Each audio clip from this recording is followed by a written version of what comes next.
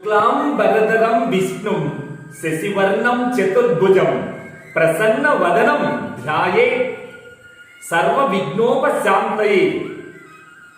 భారత, ఓ ప్రియమైన భారత రత్నమా,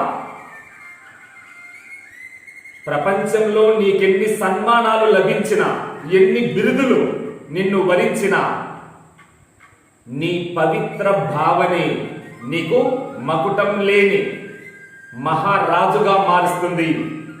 యద్భావం తద్భవతి. ప్రపంచమంతా నిన్ను పూజించిన నీ భావనలో నెగిటివ్ ఉంటే నశిస్తావు. నీ భావన ఎంత పవిత్ర భావనే శాశ్వత నిధులు కనుక శుక్లాంబరధరం విష్ణు. ఈ శ్లోకం సమస్త జీవుల దుఃఖాన్ని తొలగించి సర్వ సౌఖ్యాలను ఇస్తుంది. శుక్లాంబరధరం విష్ణు అంటే ఇందులో శుక్లాంబర అన్న చిదంబర అన్న రెండొకటే. అది శివతత్వానికి.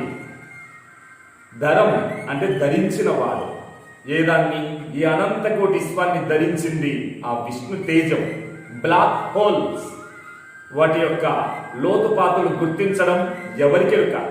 ఆ నక్షత్రమా, నువ్వెప్పుడో అక్కడ ఎంతకాలం నుంచి ఉన్నావంటే చెప్పే మునగాడు పుట్టాడా, పుట్టబోతాడా? కారణం, పరిపూర్ణుని యొక్క సృష్టి యొక్క రచన వైభవాన్ని ఒక పరిపూర్ణ పరమాత్మకు తప్ప ఎవరికి ఎరుగ సాధ్యం కాదు. కనుక నీ మాట, నీ మనసు, నీ కర్మ, ఈ మూడు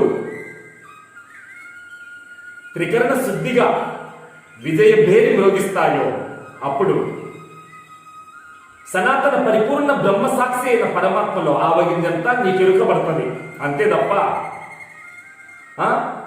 బ్రహ్మాండ కోటి స్వసాక్షి అయిన పరిపూర్ణి దివ్య సృష్టిని ఎవరు గుర్తించగలరు, ఎవరు ఎరుగగలరు?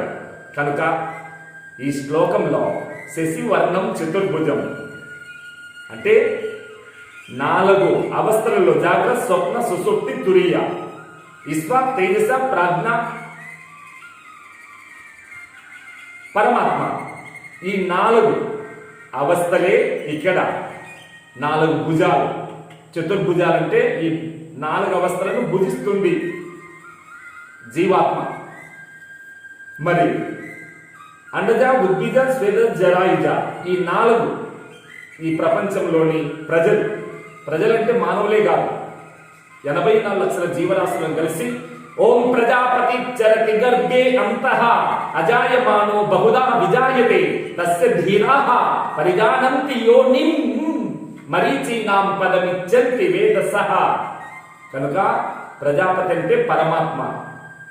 మరి ఈ సమస్త ప్రాణికోట్ల ఉద్దేశం ఏమిటి? ప్రసన్న వదనం అంటే నిత్యం ప్రశాంతతతో, తృప్తితో, సంతోషంతో జీవించడమే ప్రతి మనిషి యొక్క ప్రధాన కర్తవ్యం. కనుక నిత్యం నేను ఆనందంగా జీవిస్తాను, ఐఆమ్ బీయింగ్ హ్యాపీ అని నిరంతరం నిన్ను నువ్వు ఉద్ధరించుకో. అప్పుడే సర్వ విఘ్నముల నుండి ఉపశాంతి కలిగి నిత్య శాంతి దూతవై, నిత్య శాంతి దాతవై శోభిస్తావు. ఇదే ఓ భారతీయుడా, నువ్వు భారతదేశంలో పుట్టినందుకు నువ్వు సాధించవలసిన విజయ భేరి